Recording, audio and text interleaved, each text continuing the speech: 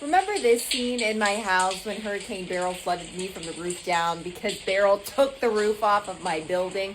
Then I had to go move into a temporary apartment, or so I was told. And yeah, this all happened right after the 4th of July. So 6 months later, after this disaster, I finally got to move back in because all of this damage is fixed. So come with me to move. Oh my gosh. What a process. So this is the apartment that I moved down into. I was on the top floor with floor to ceiling windows into what I called the bunker. Now, don't get me wrong. I am so thankful that my complex had this space available that I was able to move into, or I literally would have been displaced with nowhere to go. And I thought that that was going to be the case whenever this all happened this summer. I was like, where am I going to go? What is going to happen? Anyway, we had to move all of my stuff down to this unit that I'm now moving out of. And it was such a rush. I feel like I wasn't able to go through all my stuff. And then it was supposed to be a temporary situation. I didn't think I would be in here for 6 months. So I never decorated or anything. So it's just been plain bare walls. And luckily it was still a 2-bedroom, 2-bathroom. And I really did love the closet space in this. You'll see in a minute. But anyway, I had 2 bathrooms to pack up. The movers are coming. This is all taking place this weekend.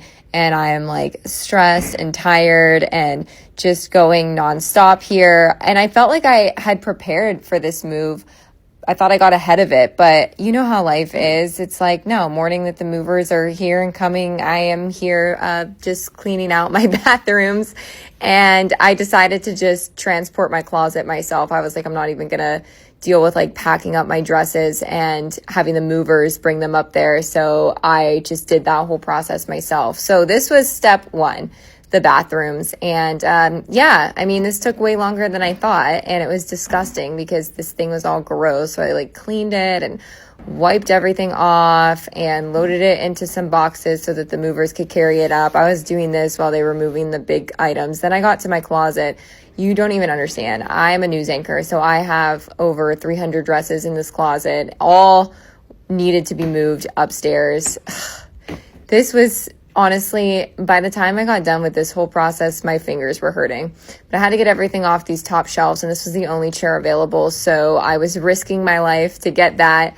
My boyfriend bought this cart just for the move, and I'm so glad that he did because this helped me so much. This is a spare bedroom, which the movers hadn't done yet, and this is a spare bathroom, which I then left my closet and started to pack up. Do you guys do that? I go from one task to another. I don't complete a whole task. I'll bounce around when I'm cleaning or packing to 10 different areas, and then eventually they all get done. I don't know why I'm like that, but it's so peculiar. Okay, back to the dresses. This was load 1.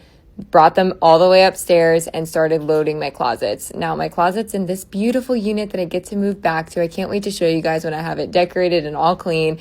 They're much smaller than the temporary unit. So yes, that's a downside, but those floor to ceiling windows, come on. So here's another load. So by this point, my hands are hurting. Here's another load. I just kept going downstairs, loading these big hauls and then putting them in the new closet. All right, so we're making progress, but this is life of a news anchor when you move, okay? Literally over 300 dresses, I believe.